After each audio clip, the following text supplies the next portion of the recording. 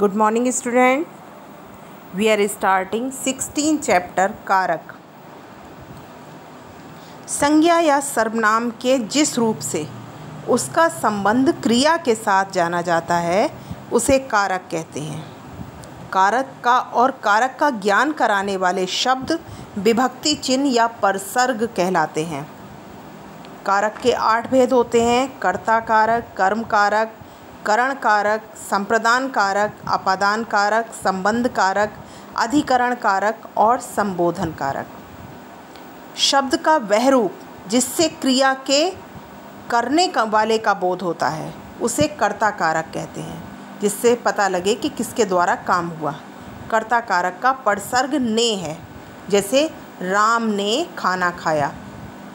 तो यहाँ पर जो कर्ता कारक है वो ने है।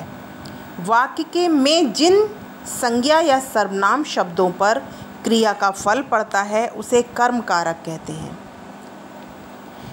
कर्म कारक का विभक्ति चिन्ह को है, जैसे मैंने उसको याद किया। जिसकी सहायता से कर्ता क्रिया करता है उसे करण कारक कहते हैं। इससे या के द्वारा करण कारक के विभक्ति चिन्ह हैं। कर्ता जिसके लिए काम करता है या जिसे कुछ देता है उस पद को संप्रदान कारक कहते हैं। के लिए और को संप्रदान कारक के विभक्ति चिन्ह हैं। संज्ञा के जिस रूप से किसी के पृथक होने अर्थात अलग होने की क्रिया का बोध होता है उसे अपादान कारक कहते हैं। अपादान कारक का विभक्ति चिन्ह से है।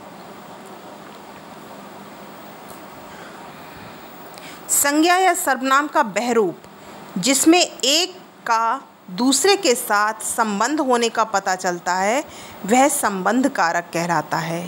का, के, की, रा, रे, री संबंध कारक के विभक्ति चिन्ह हैं। संज्ञा के जिस रूप से क्रिया के होने के स्थान का ज्ञान होता है उसे अधिकरण कारक कहते हैं। में और पर अधिकरण कारक के विभक्ति चिन्ह हैं। शब्द के जिस रूप से किसी को बुलाने या पुकारने का भाव प्रकट होता है उसे संबोधन कहते हैं, जैसे हे, अरे आदि। Thank you.